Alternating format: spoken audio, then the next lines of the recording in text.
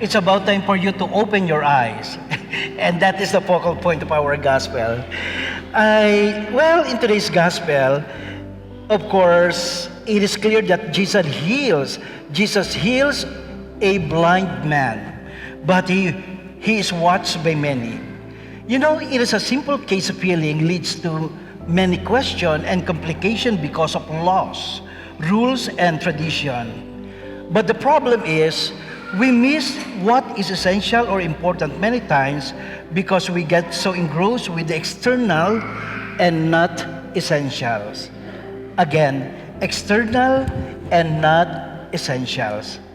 I remember this story. One day, a woman once approached a priest and confided, "You know, Father, I feel guilty. I feel guilty, Father, this morning because coming to church, I committed the sin of pride. You know, Father, I sat an hour in front of my mirror, imagine my mirror, admiring my beauty. Father, will I have do the penance?" And the priest, looking at her, replied, "Oh, not at all, my child.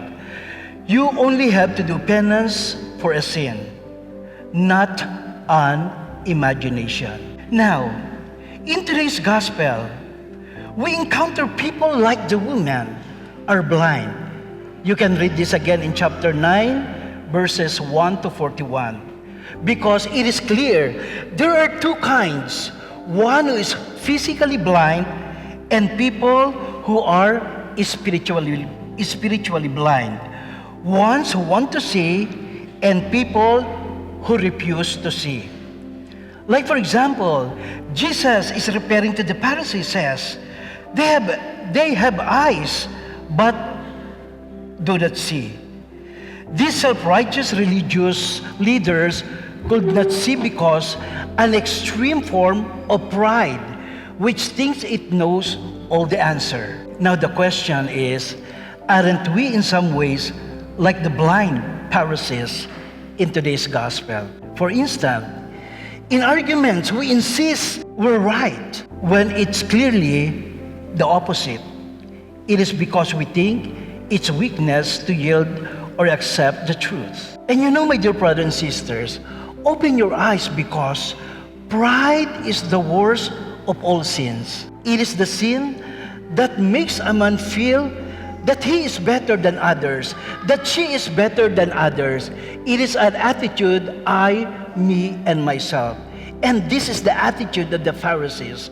They think they are better than others, and that he doesn't or she doesn't need help from anyone. And the proud person is impatient and oversensitive. He is affected by everything from a seating arrangement to the tone of greeting. And the proud man also feels that God is not necessary in his life. With all his creative talents, money, and power, he thinks he can do whatever he wants by himself. That is why today we are celebrating the fourth Sunday. It is a midpoint of Lenten season, celebrating the Easter is near. That is why if you notice, the fourth Sunday, all the priests and even the altar server there are wearing the color pink or rose color. It represents joy in the midst of the seasons of Lent. So now, what is the point? The gospel lessons are exemplified by the blind man. Is we need self-acceptance. We need self-knowledge that requires humility to accept you need help, humility to cooperate with God's grace in order to grow spiritually, and humility is needed. So my dear friends, may these seasons of Lent help us to eradicate our spiritual blindness, see our limitation, and accept our weaknesses so we can be cured and grow spiritually. So let us open our eyes and let us see our own weaknesses and sinfulness in order to see the light. Amen? Amen. Please rise.